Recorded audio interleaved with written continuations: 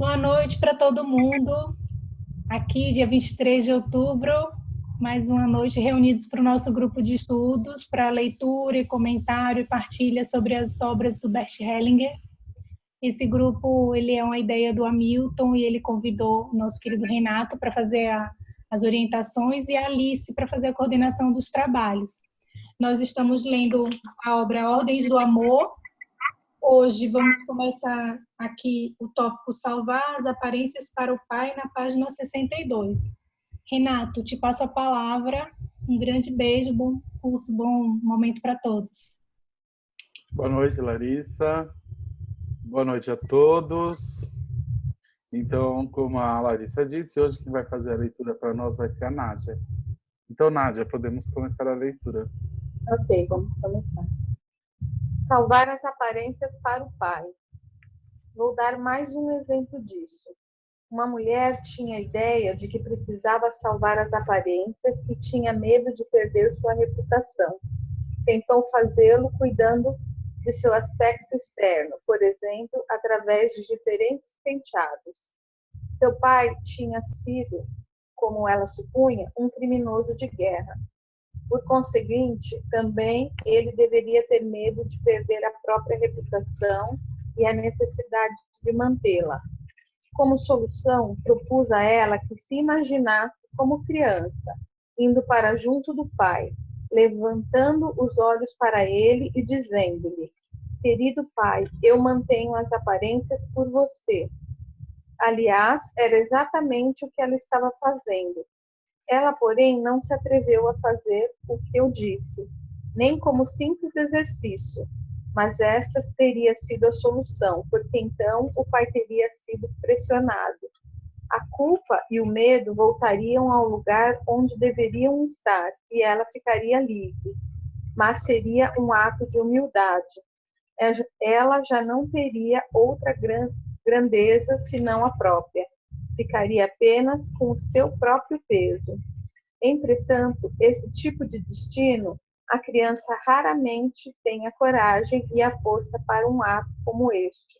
Então, como espectadores, temos de deixar que o destino siga livremente o seu curso, pois se alguém quiser interferir, estará se comportando de forma semelhante a essa criança, tomando para si algo que não pode e não deve. Sofrer é mais fácil do que resolver. Uti. Meu nome é Uti. Há 1 ano e meio tive uma hérnia de disco e desde então venho sofrendo constantemente dores nas costas. Apesar de meu trabalho terapêutico, tenho dificuldade de me impor limites e penso que nunca fui amada por meus pais. Esta conclusão se reforça pelo fato de que há 15 anos mantenho um relacionamento que, em parte, são muito intensos, mas pouco duradouros. Hellinger. Dores nas costas, em termos psicológicos, têm sempre a mesma origem e se curam de modo muito simples, fazendo uma profunda reverência a quem ela deveria ser feita. Útil. Reverência? Hellinger. Sim, uma reverência. Veja como você está sentada. Sua postura é justamente o contrário de uma reverência. A reverência vai assim, até o chão. Provavelmente deve ser feita a sua mãe.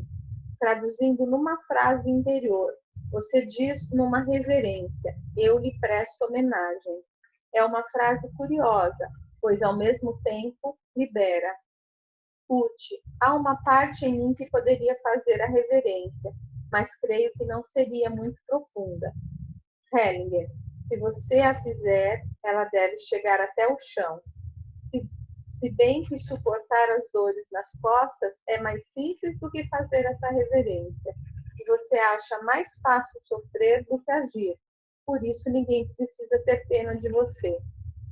Uti, eu a faria de bom grado, mas noto que ainda guardo rancor. Hellinger para o grupo. É um erro grosseiro pensar que os clientes querem livrar-se de seus problemas. Muitas vezes só desejam que sejam confirmados. O que acabamos de ver é um exemplo claro dessa atitude. Léo, desculpa, a solução humilde dói. Léo, sou Léo. Há 16 anos trabalho como psiquiatra e psicoterapeuta.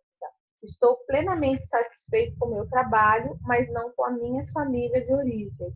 No relacionamento com minha mulher, vivo muito feliz e tenho 2 filhos, de 6 e 9 anos, mas com os meus pais tenho a justificada sensação de ter mais 2 filhos.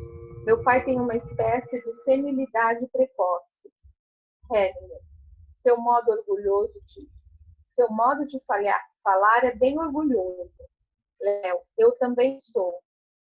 Hellinger, vê-se logo. Léo, só que às vezes não sei em que medida também sou levado a isso por minha família. Meus pais estão brigados desde que os conheço, se bem que jamais admitiram esse termo brigados. Em algum momento no passado, eles se gostaram, mas desde que o conheço, tenho sido um mediador entre eles. Hellinger, você está querendo me seduzir para que eu concorde com a sua interpretação e assuma o seu ponto de vista. Se a sua interpretação fosse correta, o problema estaria resolvido. O fato de não o estar mostra que sua interpretação está errada. Quanto mais uma interpretação se afasta da realidade, tanto mais é preciso repeti-la para si mesma. Caso contrário, ela seria abalada pela percepção. Então, o que você quer fazer agora? Quer a solução? Para o grupo. Notaram sua expressão? Ele não quer a solução. Por isso, também não vou entrar nisso agora. A solução dói. Mesmo a boa solução dói, porque é humilde. Esse é o obstáculo. Para Léo. Você está zangado comigo? Léo, em minha família, a gente costuma se ofender com isso, mas também sei que não vai adiantar. Essa questão com os meus pais é um tema para mim, porque tem se agravado muito, mas também sou teimoso e não desisto. Hellinger, muito bem, de acordo. A interrupção do movimento amoroso em direção à mãe ou ao pai. Johan, eu me chamo Johan. Sou professor formado, mas há 3 anos trabalho como ecologista e consultor de jardinagem. Portanto, também faço jardim. Gostaria de trabalhar alguns sintomas físicos que constantemente me acompanham. Tenho tensões musculares nos ombros, às vezes sinto também dores de cabeça e pressão na barriga. Hellinger, a dor de cabeça poderia ser a consequência do amor represado, devido à interrupção de um movimento precoce, geralmente dirigido para a mãe.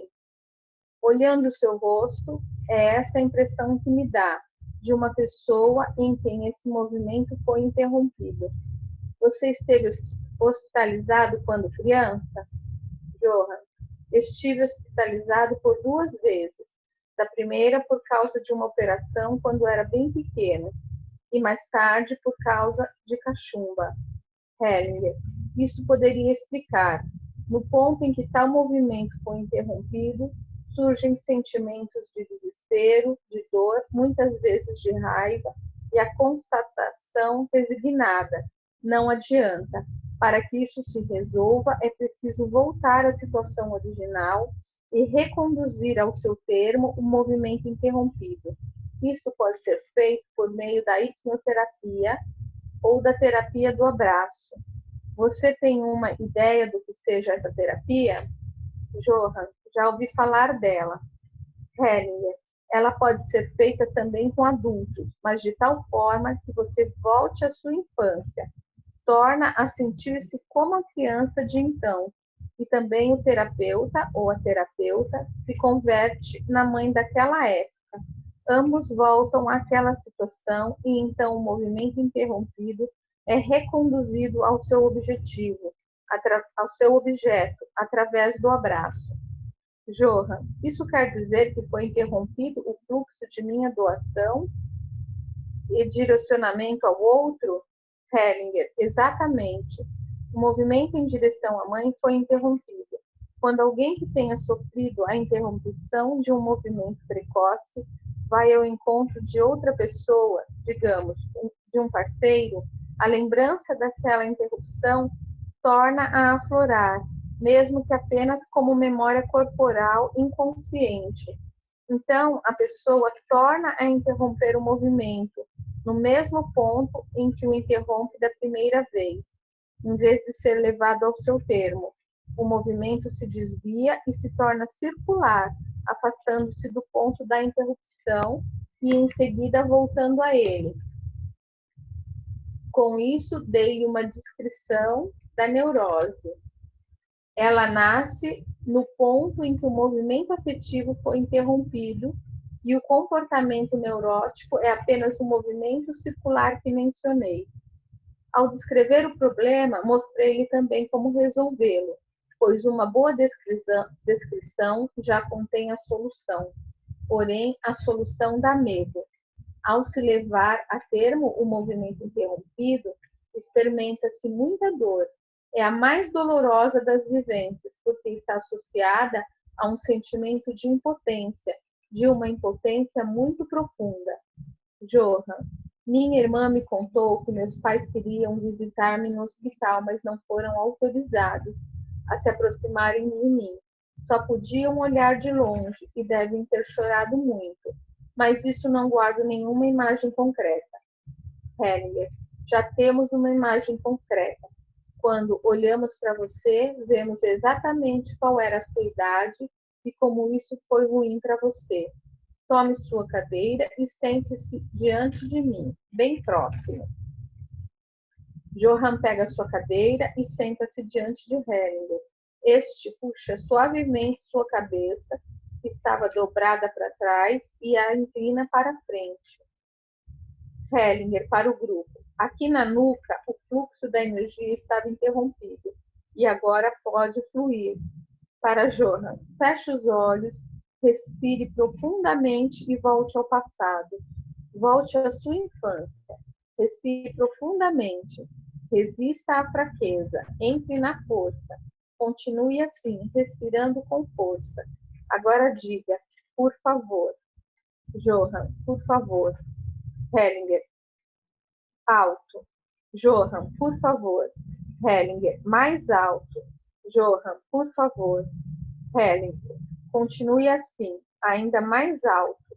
Johan, por favor. Hellinger, bem, continue assim.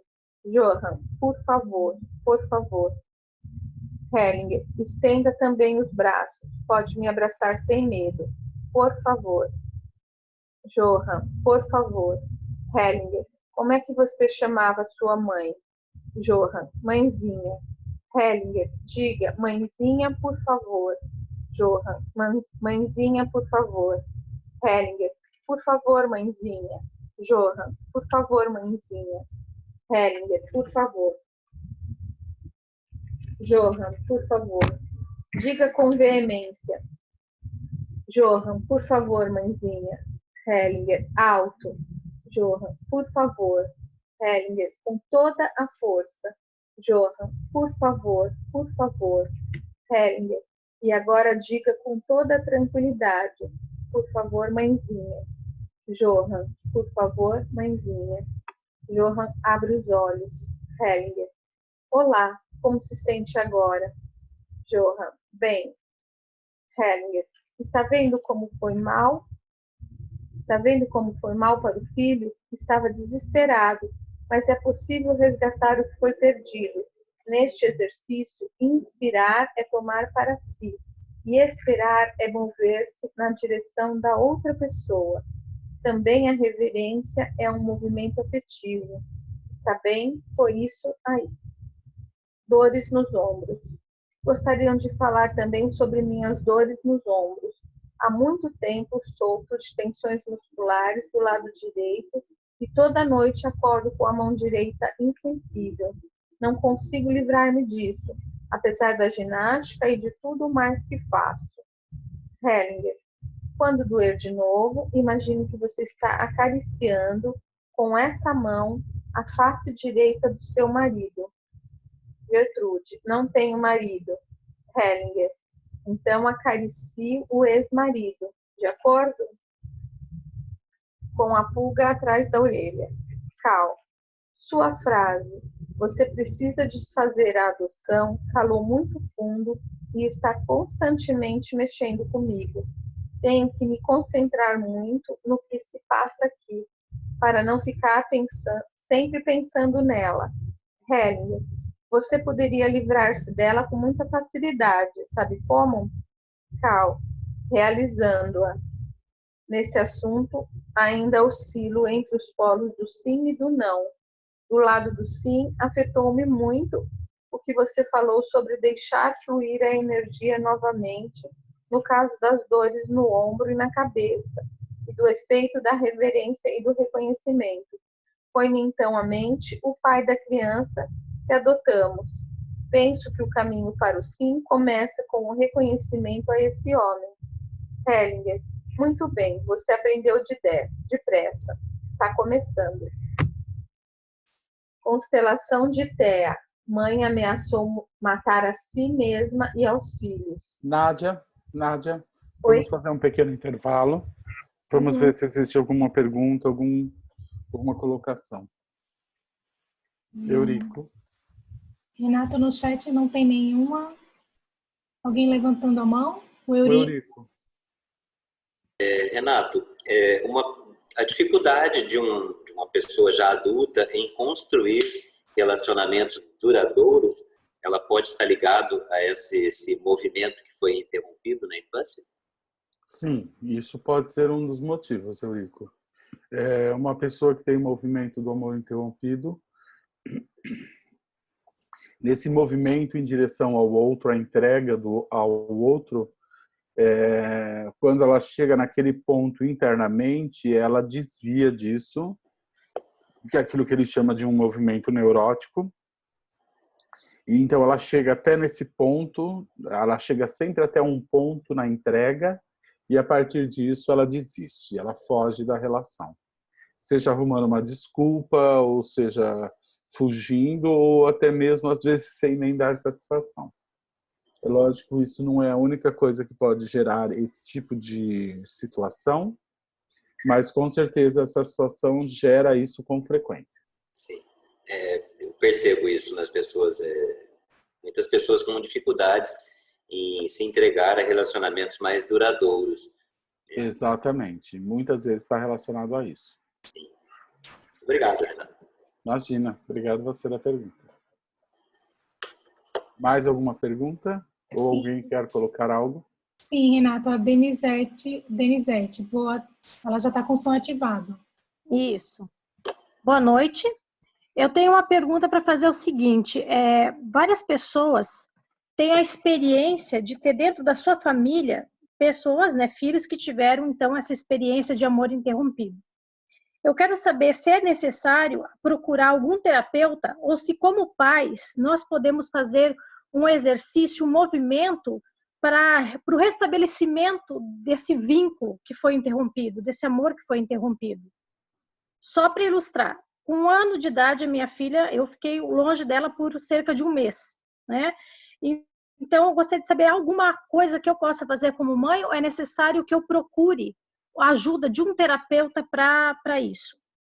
A sua filha hoje tem quantos anos, Denilson? Denise, isso. A minha filha tem 6 anos e ela reclama bastante de dor de garganta. Eu já fiz vários exames, inclusive de tireoide, e não tem absolutamente nada. Eu acredito que é uma dor emocional. E lendo essa parte agora do livro de Bert Hellinger, me veio então essa experiência com ela. Certo. Sim, tem algo que você pode fazer.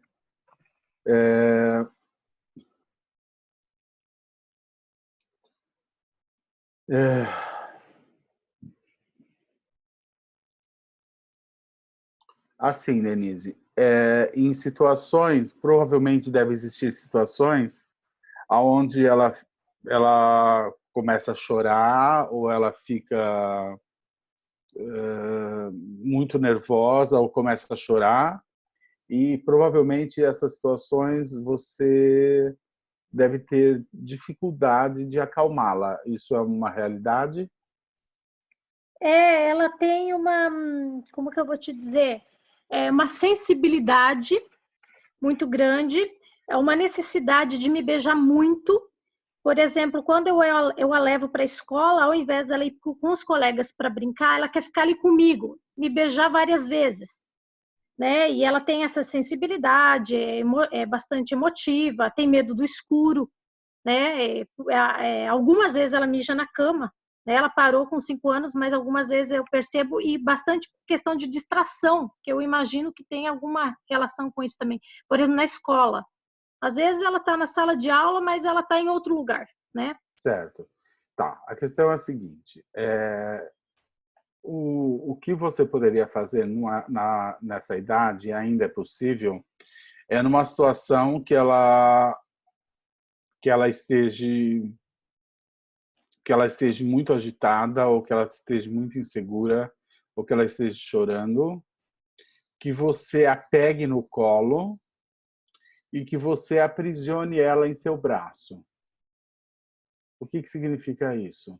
Que você segure ela forte e ela vai, muitas vezes, nessa situação, querer se soltar de você, ela vai se debater e você não deve soltar, você deve apertar ela forte contra o seu corpo, abraçar ela forte e deixar ela aprisionada nisso. Provavelmente ela vai entrar em desespero, ela vai provavelmente ter uma crise de choro muito profunda, mas você não vai poder soltá-la, você vai ter que segurar ela até que ela pare de chorar e relaxe no seu colo.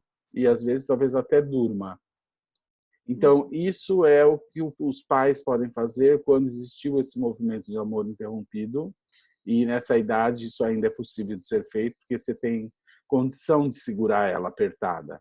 Mas você não vai poder deixá-la sair. Ela vai ter que, ela vai se debater, ela vai querer escapar, ela vai querer fugir disso, ela vai acabar tendo choros profundos e depois, no final, ela vai acabar relaxando e muito provável, às vezes, até dormir. E isso é o que você tem para fazer para conectar ela novamente com essa época. Então, essa atitude que ela tem de ficar muito beijando e querendo, não quer sair do seu lado, acontece exatamente porque ela não quer viver novamente essa sensação de te perder ou de se afastar de você. Mas, ao mesmo tempo que ela quer te agradar e que ela tem medo que isso aconteça, provavelmente em determinadas situações, ela deve resistir a você, resistir ao seu colo, resistir ao seu carinho. Então, numa situação onde ela estiver tendo uma crise dessa, né, de muito nervoso ou de resistindo, essa seria a hora perfeita para você fazer isso. Certo? De ela pegar ela, pôr ela no seu colo, abraçar ela muito forte e não deixar ela escapar. Ela vai relutar. No início, talvez parece que ela vai querer, mas depois, a hora que ela perceber que ela está aprisionada ali, ela vai ter uma crise. E isso é o que pode ser feito. Ok? Obrigada. Nada. Imagina. Obrigado a você da pergunta. Mais alguma pergunta ou alguma colocação? Sim, Renato. Estou vendo a Marilis com a mão levantada. Sim. Oi, Renato. Boa noite. Oi, Marilis. Boa noite. Renato, no primeira pedacinho que nós lemos, salvar as aparências para o pai, quando o Bert fala da frase, né, querido pai, eu mantenho as aparências por você, ele fala que a culpa e o medo voltariam ao lugar onde deveriam estar e ela ficaria livre. Eu achei muito interessante isso. Você poderia comentar alguma coisa? Sim. No parágrafo, ele fala que provavelmente isso é um sentimento que é do pai, porque o pai foi para a guerra e teve que manter, ou pelo menos tentar manter, a sua aparência, a sua reputação lá na guerra. Então, quando ele pede para ela dizer isso, né, é uma forma dela se conectar, do pai se conectar com esse sentimento dentro dele, certo? Então, basicamente, é disso que ele está falando. Então, se ela consegue ou pode dizer essa frase, o que ele está a entender é que isso tudo é um sentimento adotado, que ela vive no lugar do pai. Então, se ela pode dizer essa frase, eu fico bonita para você, eu mantenho a minha aparência por você, ela conecta o pai com esse sentimento dele. E então isso ficaria com ele e ela ficaria livre disso. Mas fazer isso não é uma coisa fácil, porque viver esse sentimento de amor adotado pelo pai, viver esse sentimento adotado do pai, é a forma como ela encontra de estar expressando esse amor, não da forma saudável, a esse pai. Então, se desconectar disso não é uma solução fácil para ela. Por quê? Porque esse é o caminho que ela encontra, que ela acredita e que ela pode homenagear e honrar esse pai, se arrumando ou tendo o cabelo sempre perfeito, fazendo os penteados para o pai. Então, basicamente é disso que ele está falando. Devolver isso a quem pertence, ou isso ficar no lugar certo, seria devolver isso para o pai. E devolver isso para o pai seria ela dizer essa frase, né, que possibilitaria o pai se conectar com esse sentimento que no fundo é dele. O eu por você caberia aqui ou não? Eu caberia. Eu no seu lugar. Eu mantenho a sua imagem ou eu mantenho a sua reputação, eu faço isso no seu lugar. Sim, caberia. Mas esse amor dela por esse pai é um amor... amor que se expressa através do sentimento adotado. Né? Ela vive isso no lugar do pai. Quando que nós vivemos um sentimento adotado? Quando aquela pessoa que tem aquele sentimento não se conecta muito com isso, mas está presente dentro do campo. Então, alguém agora vive isso no lugar da pessoa.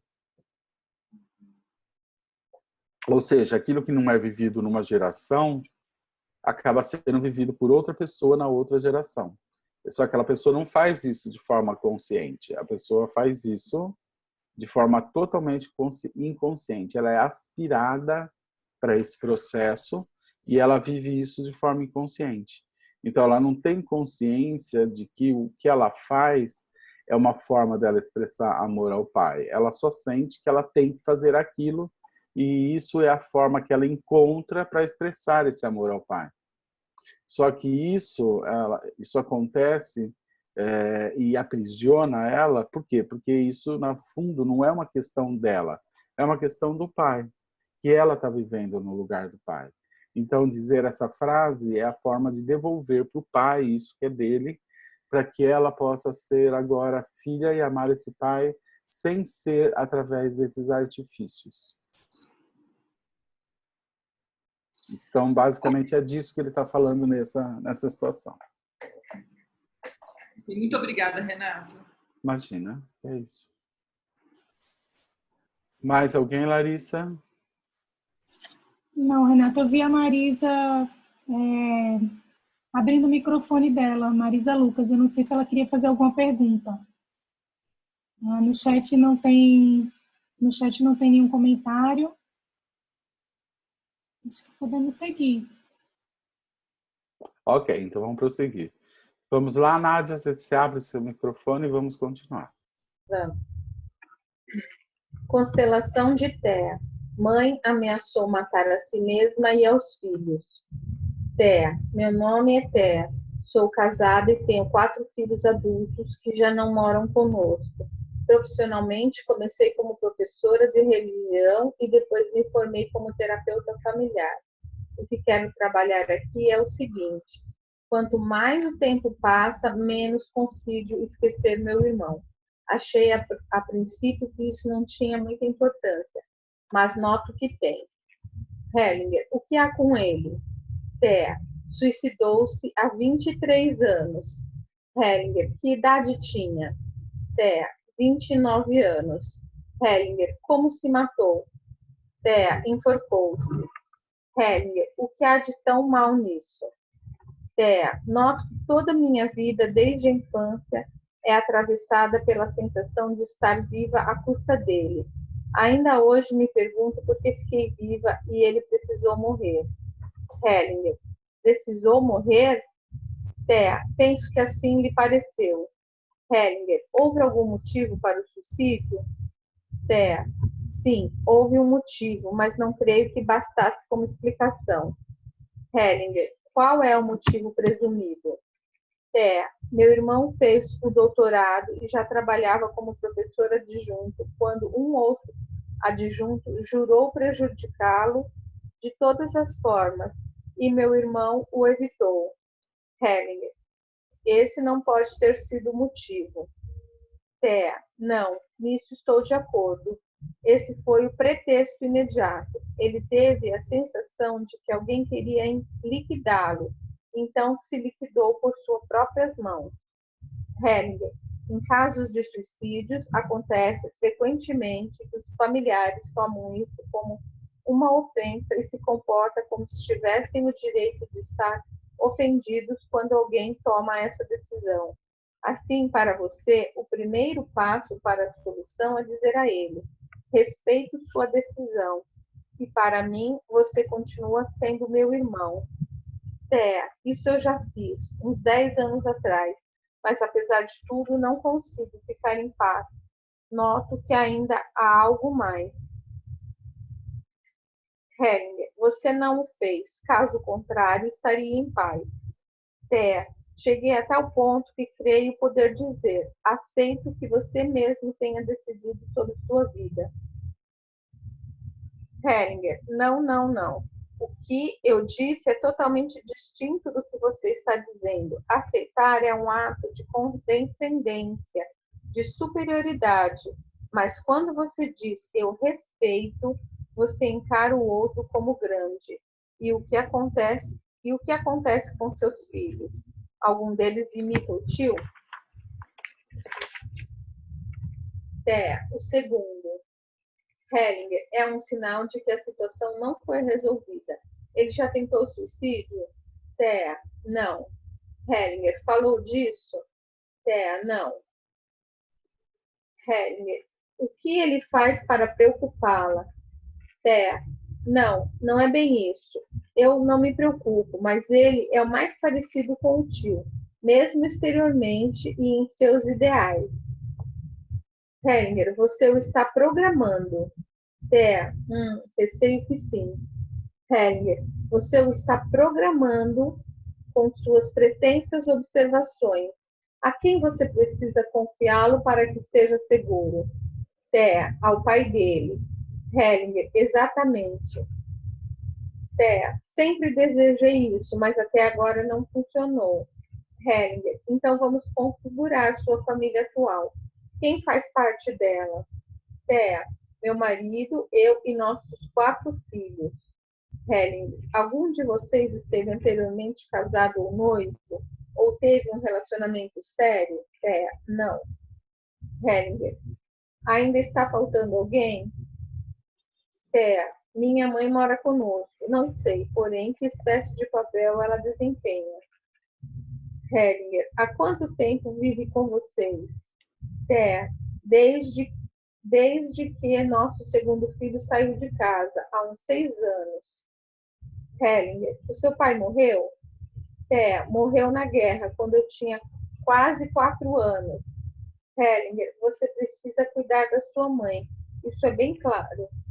Thea, sim, esse não é o problema.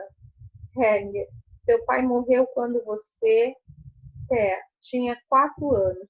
Quando o vi pela última vez, tinha 3. Hellinger, como ele morreu? Thea, na Rússia, perto de Stalingrado. Hellinger, Este é um quadro de fundo para o suicídio do seu irmão. Ele seguiu o pai. Qual era a idade do pai? Qual era a idade do pai quando morreu? 32. E meu irmão se suicidou alguns dias antes de completar 30 anos. Hellinger, este é o quadro de fundo. Não estou entendendo. Hellinger, é simplesmente assim. Filhos fazem assim. Como sua mãe reagiu à morte de seu pai? Com ideias de suicídio, que também exteriorizou-se diante dos filhos. Isso agrava mais a situação. Ela o amava? Sim. Hellinger, não estou certo disso. Acho que sim. Não estou certo. Quem ama não reage com pensamento de suicídio. Sim. Primeiro reagiu com desespero e depois nos disse: se perdermos a guerra, mas então meu pai já estava morto. Vamos pular no rio, vamos matar a família. Não sei se as ameaças de suicídio tinham uma relação direta com meu pai. Hellinger, mas são ameaças de assassinato. Sim, ameaças de assassinato. Hellinger, assim a situação se torna cada vez mais sombria. Está bem? Vamos representar agora a sua família. Marido, mulher, primeiro, segundo, terceiro e quarto filho. Como se sente o marido? Marido, muito estranho. A mulher não está perto e os filhos estão ainda mais longe de mim. O contato passa por minha mulher, mas nada indica que venha a se realizar. Os filhos à minha frente estão longe demais para que eu possa manter um diálogo com eles. Hellinger, como se sente o filho mais velho? Primeiro filho, estou fora de mim, estou indignado. E quando minha mãe ficou aqui entre meu pai e eu, esse sentimento ficou ainda mais forte. Este não é o meu lugar e estou zangado. Hellinger, como se sente o segundo filho? Segundo filho, quero ir para longe da minha mãe, ainda mais longe do que estou. Hellinger, como se sente o terceiro filho? Terceiro filho, minha primeira sensação foi essa. Isso é estranho. Toda essa arrumação aqui. Meus dois irmãos mais velhos estão muito afastados. Minha mãe está virada para outra direção. Notei que suporto isso melhor mantendo a mente clara e não entrando nessa sensação inquietante. Quando me virei para o meu irmão mais novo, pensei: preciso tomar conta dele. Preciso tirá-lo daqui. Por mim, tenho clareza, mas me preocupo com ele. Mas com o irmão mais velho, lá atrás, não me preocupo. Ele está apenas aborrecido. Hellinger, como se sente o quarto filho? Quarto filho. Estou diante da minha mãe, mas não sinto contato. Também o pai está muito distante de nós. Sinto-me um tanto só. O contato mais íntimo é com esse meu irmão. Tanto não me sinto bem. Como se sente a mulher? A mulher. Não posso olhar os homens. Não tenho braços. Eles pendem muito pesados. Também não posso olhar para cima e tenho que ficar olhando para o chão. Hellinger altera as posições de modo que a mulher olha para fora e os filhos ficam diante do pai, por ordem de idade. Hellinger, e agora como está o marido? Marido, na verdade, não sinto falta da mulher. Estou contente com os filhos alinhados aqui como se fossem os tubos de um órgão. Hellinger, o que se passa com o filho mais velho? Primeiro filho, para mim, tudo aqui está perfeitamente em ordem, não sinto falta da mãe. Como se sente o segundo filho? Segundo filho, bem, por mim também gostaria de ter contato com a mãe. Quanto ao mais, acho que tudo está em ordem. Terceiro filho, não me preocupo mais com meu irmão mais novo. Hellinger, como se sente o irmão mais novo? Quarto filho, sinto-me realmente melhor, neste círculo. Aqui recebo muita força e me sinto seguro. Só lamento a ausência da minha mãe. Hellinger, como se sente a mulher? Mulher, estou melhor. Para mim, está em ordem. Hellinger, para a Terra. Não é uma boa solução a que temos agora, mas a situação é esta. Agora vou introduzir seu pai e o seu irmão. Pai da mulher que morreu na guerra e irmão da mulher que suicidou-se. Hellinger, como é isso para a mulher? Mulher, acho bom ficar assim, atrás do meu pai e do meu irmão. Hellinger, isso significa lealdade. Ela segue o pai e o irmão. Para a lealdade, a própria vida não tem importância. Hellinger, como se sente o marido com isso? Marido, está em ordem. Hellinger, e o irmão da mulher? Irmão da mulher, sinto a mesma coisa. Hellinger para o grupo. Vou ainda tentar uma solução mais branda. É preciso começar encarando o extremo, antes de contemplar a alternativa mais branda. Muitas vezes, porém, ela se reduz a um piedoso desejo e é o extremo que finalmente se impõe e atua. Hellinger, como se sente o marido nessa situação? Marido, é pena que os filhos já não estejam diante de mim. Hellinger, como se sente a mulher? Mulher, estou vinculada à minha família de origem.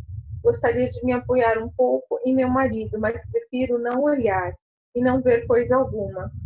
Hellinger para a Terra. Agora precisamos também da sua mãe. Hellinger introduz a mãe da mulher, mas de costas para a família. Hellinger, como está a mãe aí? Mãe da mulher, não estou mal. Hellinger, o que mudou para a mulher? Mulher, é bom que ela esteja aí. Agora também posso olhar um pouco o círculo. Hellinger para o grupo. É a mãe dela que precisa ir embora. Ela perdeu seu direito de pertencer à família. Hellinger, como se sente o pai da mulher? Pai da mulher. Desde que minha mulher chegou, tudo me parece redondo e completo. Hellinger, coloque-se agora você mesmo em seu lugar. Thea, com os filhos me sinto bem. E aqui com o meu marido. Hellinger, você bem poderia conceder-lhe um olhar mais amável. Marido, ela evitou todo o contato. Hellinger, ela precisa acostumar-se primeiro. Certa vez, um esquimó foi veranear no Caribe. Depois de 2 semanas, acostumou-se. Thea, outra coisa está me incomodando. Ficar entre meu marido e meu irmão. Hellinger, chegue-se mais perto de seu marido em busca de contato. Marido, fica sempre faltando uns 3 centímetros. Hellinger para o grupo. Para ela, ficar feliz com o marido seria um crime muito grave, pois então estaria traindo sua mãe e presumindo ter uma sorte melhor do que ela. Isso vocês veem que espécie de coragem essa felicidade requer. Ok, Nádia, vamos a mais uma pausa. Embora uma constelação, não tem muito que comentar isso, né? Mas vamos ver.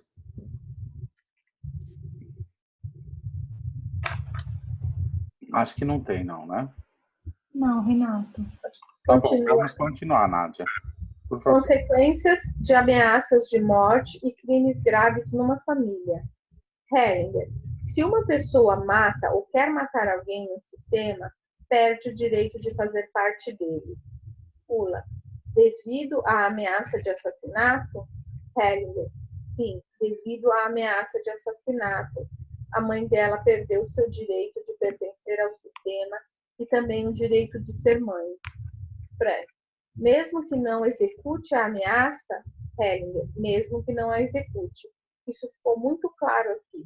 Também com crimes graves cometidos contra pessoas fora do sistema, perde-se o direito de fazer parte dele. E o assassinato sempre se inclui entre eles. Num de meus cursos, um homem contou que, no fim da guerra, seu pai, então prefeito de uma cidade, recusou-se a entregá-la, provocando com isso a morte de muitas outras pessoas. Terminada a guerra, foi condenado à morte. Sentia-se, porém, inocente, e seu filho o considerava um herói. Entretanto, quando montamos o sistema, ficou claro que tinha perdido o seu direito de pertencimento. Então, o retiramos do recinto e todo o sistema ficou em paz. Existem essas situações. Eu ainda não tinha visto numa família situações semelhantes a essa que presenciamos. Para a Terra. Está muito claro, sua mãe perdeu seu direito de pertencimento. Isso, porém, não tem consequências no que diz respeito aos seus deveres para com ela. Mas você precisa saber que esse sistema foi envenenado pelo assassinato ou por sua ameaça, e isso teve consequências funestas, por exemplo, para seu irmão. Por essa razão, os seus filhos também precisam sair da esfera do seu sistema, que é carregado, e mudar-se para a parte saudável do sistema, passando todos eles para a esfera do Pai. Aí estarão em segurança. O que acontece com o aborto? É também considerado um assassinato no sistema? Hellinger, não. Ele não tem essas consequências, ou as tem somente em circunstâncias especiais. Thea, gostaria de perguntar mais uma coisa. Minha mãe reparou sua culpa, e foi o que me permitiu conviver até agora com isso. Quando entramos numa zona de combate na Alta Silésia, quase no fim da guerra, ela se lançou com seu corpo à nossa frente, quando as granadas explodiam. Assim, ela tentou mais tarde, por muitas vezes, salvar as nossas vidas. Isso valeu para mim como uma reparação. Hellinger, isso não pode anular a culpa. O que ela fez é bom e precisa ser honrado por você, mas não pode anular o outro ato. Como você já viu pelo destino do seu irmão, muitas vezes temos a ideia de que podemos desfazer o acontecido, por exemplo, através da expiação, mas isso não é possível. Então, é preciso assumir a culpa. Assim é. A culpa não pode ser anulada ou reparada, mas com sua força pode-se fazer algo de bom ou de grande. Isso reconcilia, mas não anula a culpa. Assumir a própria culpa tem muito mais grandeza do que dizer que ela foi perdoada ou reparada. Aliás, que poder ou direito teria alguém de perdoar algo assim? A culpa permanece e atua como uma força. Cal, fiquei assustado quando você disse há pouco que o suicídio do irmão dela foi uma espécie de repetição da morte do pai. Não entendi isso. Hellinger, vou explicar de outra forma.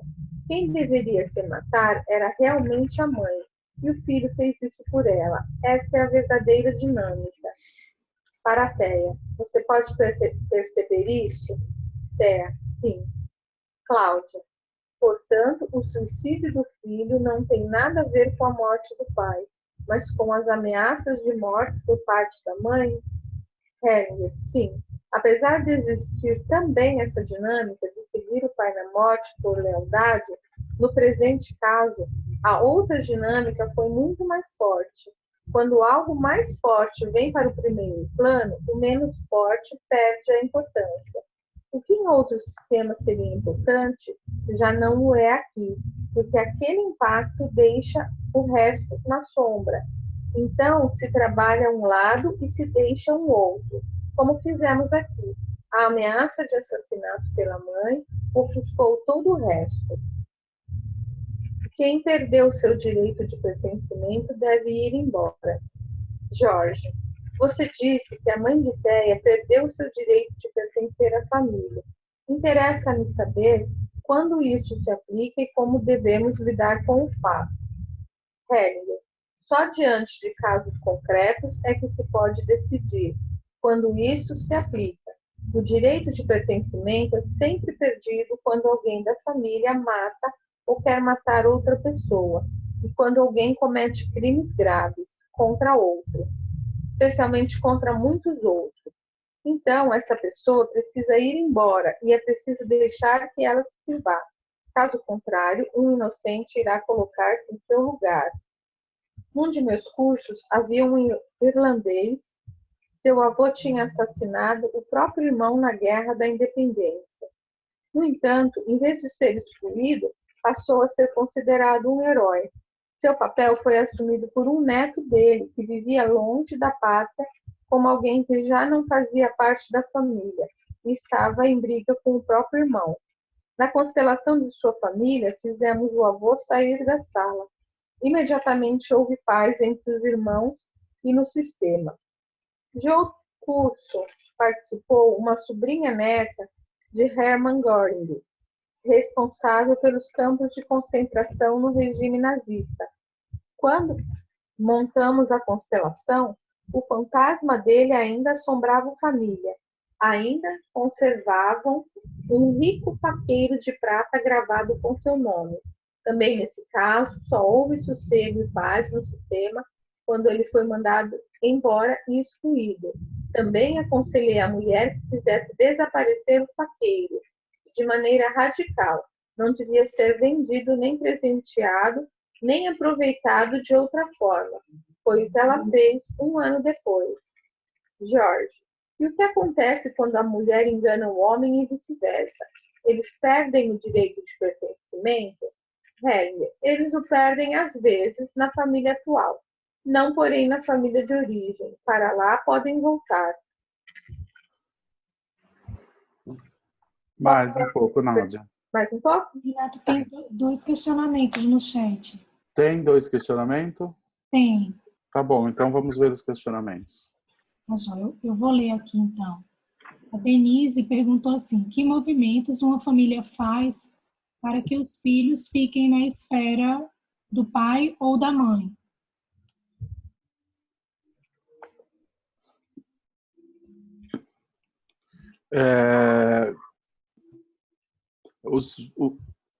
Bom, em que aspecto isso? Porque assim, quando um menino nasce na esfera da mãe, e depois quando ele vai se tornar adolescente, na pré-adolescência, esse filho deveria ser entregue para o pai. E entregar esse filho para o pai é dizer ao pai, você é o melhor para ele daqui para frente. E dizer para o menino, o seu pai é o melhor para você daqui para frente. Isso seria a mãe entregar o filho para a espera do pai. E isso em movimentos normais, não porque o campo da mãe está muito pesado. Mas se trata disso, que o campo da mãe também é muito pesado, como é o caso do que ele fala aqui, que o filho estaria mais protegido, mais próximo do pai, o movimento seria um movimento muito parecido. Seria essa mãe dizer para esse filho, para você daqui para frente é melhor o seu pai do que eu. E dizer e para o pai a mesma coisa. Para o nosso filho, você agora é o melhor. Para o nosso filho, agora você é a pessoa que pode dar a ele aquilo que ele necessita. Então, isso deveria ser feito dessa forma, né? Essa mãe confiar esse filho a esse pai, ou pode ser até vice-versa. Esse pai, se ele tem um campo muito pesado, confiar esse filho a essa mãe. Mas, via de regra, o mais difícil é o contrário. É a mãe permitir que esse filho saia do campo dela e pertença ou se aproxime mais ao campo do pai. Via de regra, isso é o mais difícil. E o pai, numa situação dessa, quando o filho está muito preso no campo da mãe, ele não tem muito como fazer isso, ele não tem como tirar o filho de lá, resgatar. Só a mulher pode fazer isso. Por quê? Porque o filho nasce no campo da mãe e ele é muito fiel a essa mãe. Então, ir para o campo do pai faz com que ele se sinta culpado. Então, por fidelidade à mãe, mesmo sendo aquilo que muitas vezes ele precisa e necessita, muitas vezes ele não faz esse movimento, porque ele se sente traindo a mãe em relação ao pai. Portanto, ele só pode ir quando essa mãe o libera, e não só o libera, mas também entrega esse filho ao pai, dizendo ao pai que daí para frente o melhor para essa criança ou para esse filho é ele mesmo. Então, basicamente, a mulher tem toda essa força e esse poder E quando ela abre mão desse poder, entrega esse filho ao pai, ela tem uma atitude humilde, e isso faz com que ela ganhe respeito e força, né? Mas não é um movimento fácil para uma mulher fazer, mesmo porque a hora que ela vê a forma como o pai lida com o filho, às vezes ela fica muito tocada por isso, porque isso é algo que ela jamais teria coragem de fazer. Muitas mães acham que os pais são muito duros com os filhos, mas especialmente os meninos, eles precisam dessa dureza. Isso faz falta para a formação deles. Então, na verdade, quando eu estou falando sobre isso, eu estou falando sobre dois temas. Um tema é o movimento natural, onde a mãe deveria entregar ao filho, não porque ela tem o seu campo pesado, mas porque para um menino ele só vira homem com o pai, permanecendo no campo da mãe, ele nunca vai se formar um homem plenamente. E o outro tema dentro disso é quando um precisa ceder o filho ao outro, porque o seu campo e o seu sistema ele é muito pesado e comprometido. E o filho dentro desse campo não estaria tão seguro quanto estar num campo mais leve e mais tranquilo. E tanto faz os lados. Renato, ela escreveu a seguinte resposta: esse grupo é um privilégio, muitos aprendizados. Obrigada. Imagina, é um prazer. A Sônia fez um comentário aqui e antes tinha uma pergunta da Marisa. Vou ler primeiro o comentário da Sônia. Sobre tirar o assassino da sala, Bert não faz mais isso, né? Ela fez uma pergunta. Ele teve novas observações depois desse livro? Sim. Hoje em dia é muito raro isso ser feito. Ele teve novas compreensões acerca disso e então, muito bem lembrado, quando estava lendo, eu lembrei que eu precisava fazer esse comentário e como vieram outras perguntas eu não fiz. Então, de uma forma geral, realmente, hoje em dia a gente não lida mais desse jeito, né? A tendência é que não se faça mais isso. Tá? Obrigado pelo comentário, obrigado pelo lembrete.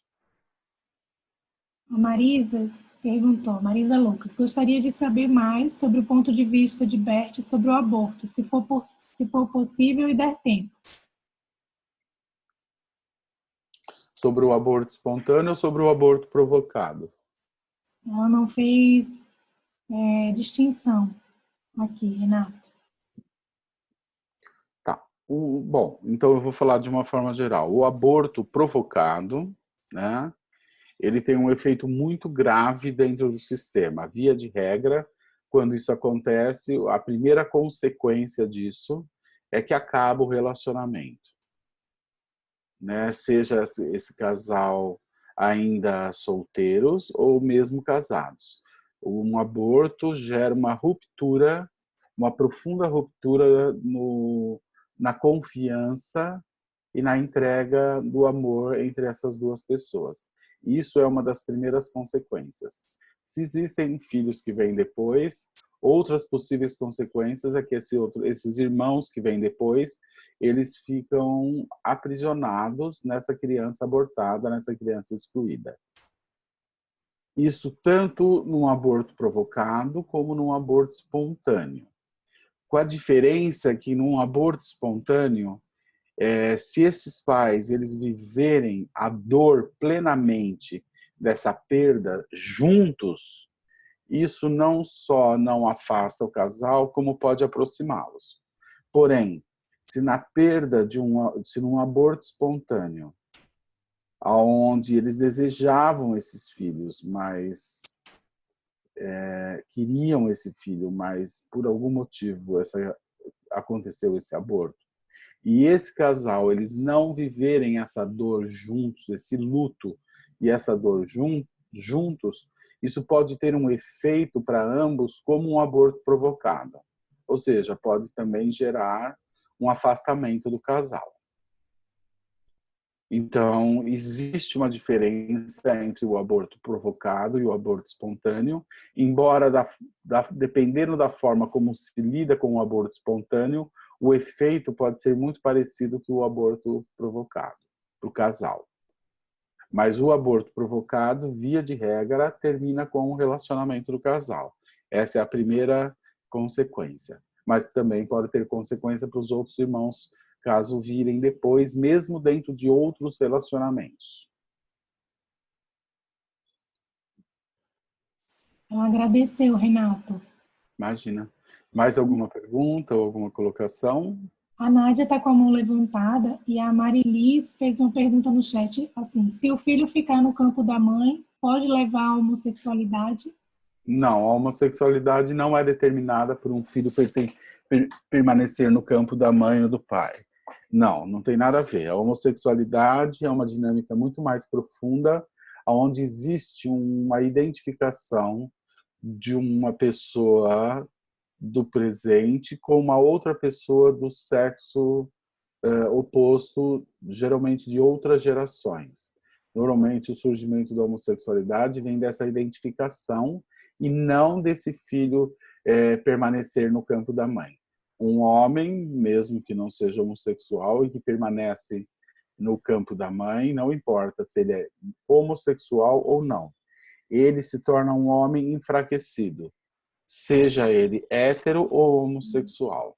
Um filho, ele se torna um menino, um homem, seja homossexual ou heterossexual, ele só vivencia a força plena do masculino quando ele sai do campo da mãe e ele toma o campo do pai, geralmente no início da adolescência. Então, não é isso que determina se uma pessoa se torna homossexual ou não permanecer no campo da mãe. O efeito disso é no masculino, na força que o homem só encontra quando ele toma o pai plenamente. Né? Ele só se completa na sua força quando ele toma o pai, o masculino. Independente se ele é homossexual ou não. Vou ativar aqui o microfone da Nádia e abaixar a mãozinha dela. Renato, coincidentemente, exatamente hoje, eu estou fazendo um estudo de um caso onde a mãe é uma disputa de guarda, onde o pai provoca muito a mãe, ameaçando ela de tomar a criança dela, um menino de 6 anos, a ponto dela jogar o carro em cima dele, tentando matá-lo, e depois cometer uma tentativa de suicídio. Né? Ela tomou remédio, cortou os pulsos e foi para o hospital. Aí eu estava pensando, quando eu estava fazendo esse estudo, em procurar esse caso para dar uma relida nessa postura do Hellinger. Mas essa questão da mãe perder o direito e agora ter que sair do sistema já não é mais dessa forma. Você pode comentar um pouco sobre isso? Sobre a sua visão dessa... Sim. No caso, não seria a exclusão da mãe, mas nesse caso, parece que esse filho estaria muito mais seguro na presença do pai do que na presença da mãe. Né? Porque se essa mãe tem esses pensamentos de morte, ela não oferece um campo seguro para esse filho. Então, esse pai, quando ele pensa em tirar essa criança, ele está tentando tirar essa criança dentro desse campo aonde essa mulher não só pensa em matar o marido, ou de se matar, ou de matar a criança. Então, o ambiente mais seguro para essa criança, com certeza, seria ir para o campo do pai. Então, uma pessoa assim é uma pessoa que está totalmente enredada e que provavelmente ela quer o suicídio e ela vem encontrando nesse conflito com o pai, nessa disputa de guarda, motivos que, na verdade, não são os reais, tá? Os motivos reais que faz ela ter esses pensamentos de morte, de querer matar ou de querer morrer, está ligado ao passado dela. Com certeza não está ligado a essa situação. Mas isso se manifesta através dessa situação.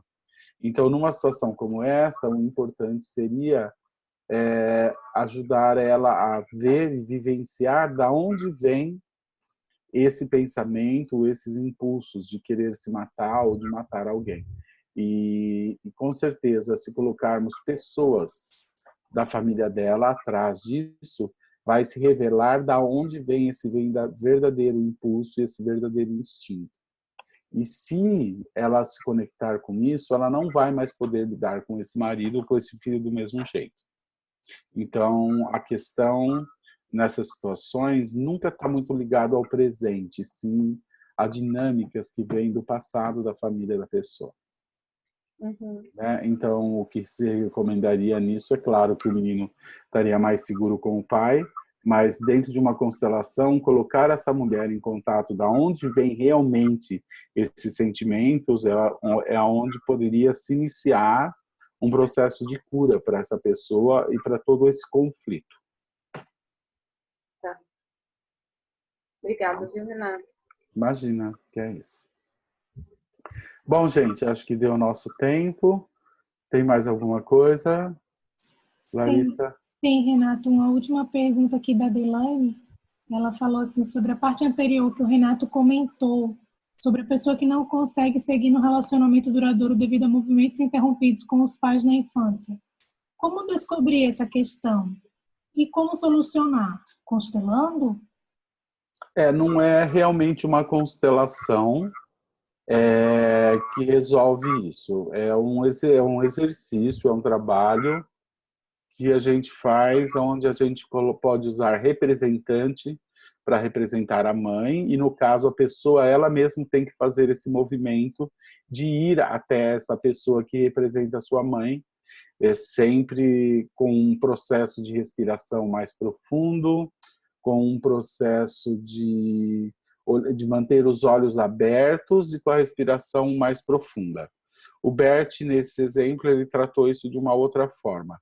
Então, isso não se trata, na verdade, de constelação, mas se trata de colocar a pessoa em contato novamente com essas dores e com esses traumas que surgiram por esse processo de separação, de afastamento desse filho em relação a esses pais, que na maioria das vezes está relacionado com a mãe, muito menos com o pai. Então, isso a gente faz, os trabalhos, e a gente utiliza a técnica da constelação, mas não é constelação, porque o representante, no caso da mãe ou do pai, essa pessoa ela não vai se deixar mover como se move numa constelação. Ela vai ficar apenas ali, parada, disponível, e quem vai ter que fazer todo esse movimento em direção à mãe ou ao pai vai ser o próprio cliente. Isso não se faz com representante. É a própria pessoa que tem que vivenciar isso. Então, isso não é propriamente dito uma constelação, mas sim é uma forma de tratar esse trauma, porque na essência, isso é um trauma que gera um comportamento neurótico. E como que a gente identifica esse comportamento neurótico? Está contido no pensamento, na atitude e no comportamento do cliente essa sensação de que ele é incapaz diante de algo, seja de se entregar a alguém, ou seja de completar coisas na vida, ou seja de concluir questões importantes. Ela sempre desiste antes. Então, é contido no discurso dessa pessoa ou na queixa dessa pessoa essa sensação de eu não posso, eu não consigo. Ela desiste sempre antes. É um movimento que ela sempre inicia na vida em relação a muitas coisas, e antes dela concluir isso, esse movimento, esse curso, esse relacionamento, ela sempre desiste. Por quê? Porque no meio do caminho, no meio do processo, ela vai entrar em contato com essas dores, com essa sensação de impotência, de frustração, e nesse momento, antes que ela entre em contato disso, corporalmente, algo já se torna impossível para ela, que é aquilo que a Alberto chama de movimentos circulares, que são as neuroses, né? As neuroses são movimentos circulares e eles surgem de traumas pessoais, geralmente ligados à primeira infância, que é diferente das psicoses, que não tem nada a ver com neurose, né? Que no caso das psicoses, a origem disso é um movimento sistêmico, onde geralmente ocorreu histórias de assassinato dentro da família, né? E no caso da psicose, o psicótico ele vive identificado com ambas as partes, a vítima e o perpetrador. Então a gente tem que fazer essa diferenciação entre as neuroses e as psicoses. As neuroses estão normalmente relacionadas a traumas que a pessoa viveu, e as psicoses, na maioria das vezes, estão relacionadas a dinâmicas sistêmicas e, na maioria das vezes, para não dizer sempre, a questões de assassinato dentro da família.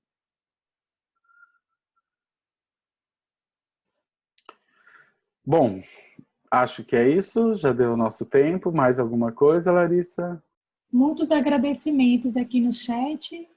Muitos agradecimentos, Renato. Imagina que é isso, um prazer. É um prazer estar aqui com todos vocês.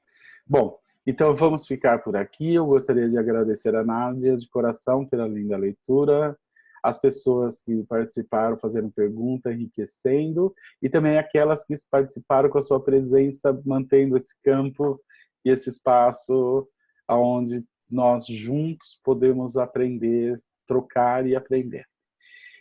Obrigado a todos, boa noite, e devolvo a palavra a você, Larissa. Boa noite. Uma boa noite para todo mundo. Renato, muita gratidão a você e a todo mundo. Nos vemos na próxima terça. Até. Boa noite. Beijão, gente. Obrigada, beijos. Tchau, tchau. Tchau, tchau.